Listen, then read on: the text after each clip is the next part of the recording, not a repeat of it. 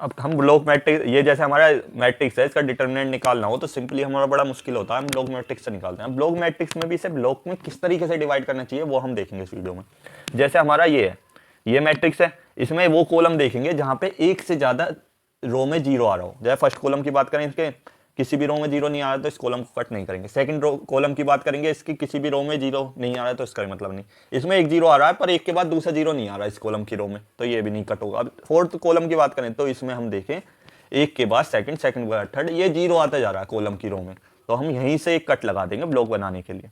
ठीक, अब कट लगाने का तरीका, वो फायदा क्या होगा ये मैं बताऊंगा। ये यहाँ से हमने एक लाइन खींच ली, एक बन गया। अब क्योंकि हमने कौन से तीसरे कॉलम पे हमने यहाँ पे कट लगाया, तो यहाँ पे तीसरी रो पे भी हमें लाइन खींच देनी है। याद रखना, जहाँ पे यहाँ पे जिस भी कॉलम पे यहाँ पे लाइन खींची है वहीं पे यहाँ पे उसी रो में लाइन खींच देनी है। तो यहाँ पे तीसरी रो में लाइन खींच जाएगी, तो ये हमारी 3/3 की बन जाएगी। और जैसे हम लाइन खींच देंगे, हमेशा याद रखना कि जो हमारा डायगोनल बनेगा, ये डायगोनल है, इसमें हमारी हमेशा स्क्वायर मैट्रिक्स बनकर आएगी। ये हमारा चेक करने का तरीका है। ये 3/3 की स्क्वायर मैट्रिक्स आ गई, 2/2 की। अब यदि हमें इस मैट्रिक्स का डिटरमिनेंट निकालना हो तो सिंपली हम 3/3 की ये जो मैट्रिक्स बन के आई है इसका और इसका डिटरमिनेंट निकाल लेंगे। ये दोनों का डिटरमिनेंट को आपस में मल्टीप्लाई करेंगे, हमारा इस पूरे का डिटरमिनेंट आ जाएगा।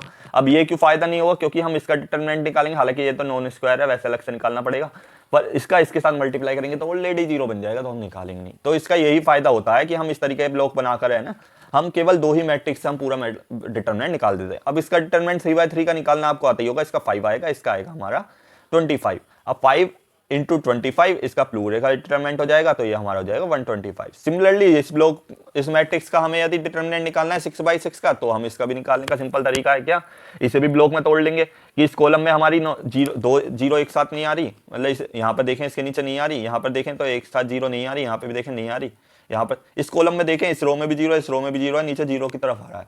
तो इसी रो में एक कॉलम पे लाइन खींच लेंगे। यहाँ पे एक लाइन खींच ली हमने, कहाँ, जहाँ पे जीरो स्टार्ट हो जाए मल्टीपल कॉलम में, उस कॉलम से जस्ट पहले कॉलम वाले में लाइन खींच लेंगे। अब कौन से कॉलम के बाद लाइन खींची है, ये हमने 1 2 3 4 चौथे कॉलम के बाद हमने लाइन खींची, यानी कि चौथी रो के बाद हमें लाइन नीचे खींच देनी है। 1 2 3 4 रो के बाद हमने लाइन खींच ली। अब चौथी कॉलम के बाद चौथी रो के बाद ही लाइन क्यों खींचते हैं, क्योंकि हमें स्क्वायर मैट्रिक्स बनानी होती है। हमेशा जब भी हम इस तरीके से करेंगे हमारी डायगोनल में स्क्वायर मैट्रिक्स बनेगी। ये हमारी 4/4 की स्क्वायर मैट्रिक्स बन गई, ये 2/2 की बन गई। इन दोनों का जो डिटरमिनेंट आएगा वो ही हमारे पूरी मैट्रिक्स का डिटरमिनेंट हो जाएगा। अब मैं इसमें ये भी बताता हूँ, 4/4 का डिटरमिनेंट निकालना भी मुश्किल हो जाता है, 3/3 तक ईजी होता है, तो हम इसे भी तोड़ सकते हैं। इसमें क्या देखेंगे हम, ये हमारी ये कॉलम में देखें यहां पर जीरो आ गया, इस कॉलम में देखें यहां जीरो आ गया, तो हम यहां पर इस बार, क्योंकि इसमें यहां पर जीरो आ रहा है तो सेकंड कॉलम में हम लाइन खींच लेंगे। या हम इसे ऐसे भी कह सकते हैं कि हम इधर से चेक करते आएंगे, यहाँ पे एक ही जीरो आ रहा है, इधर देखेंगे यहाँ एक भी नहीं, यहाँ पे 2 जीरो आ रहे हैं, तो हमने यहीं पे लाइन खींच ली। अब क्योंकि 1 2 सेकंड कॉलम के बाद लाइन खींची है, इसका मतलब सेकंड रो के बाद भी लाइन खींच लेंगे। ये केवल हम 4/4 की बात कर रहे हैं, इतने से की।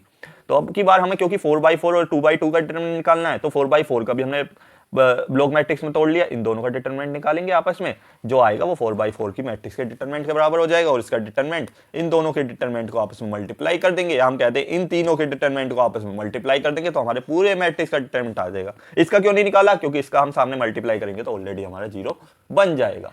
तो इस तरीके से हम ब्लॉक बनाते हैं कि जहां पे भी हमें जीरो एंट्री दिख रही हो वहीं पे एक हम कॉलम में लाइन खींच देंगे। जिस भी कॉलम में लाइन खींची है उस रो के बाद हम लाइन खींच देते हैं, तो हमारी ऑलरेडी मैट्रिक्स जो है स्क्वायर मैट्रिक्स में डायगोनल में चेंज हो जाती है।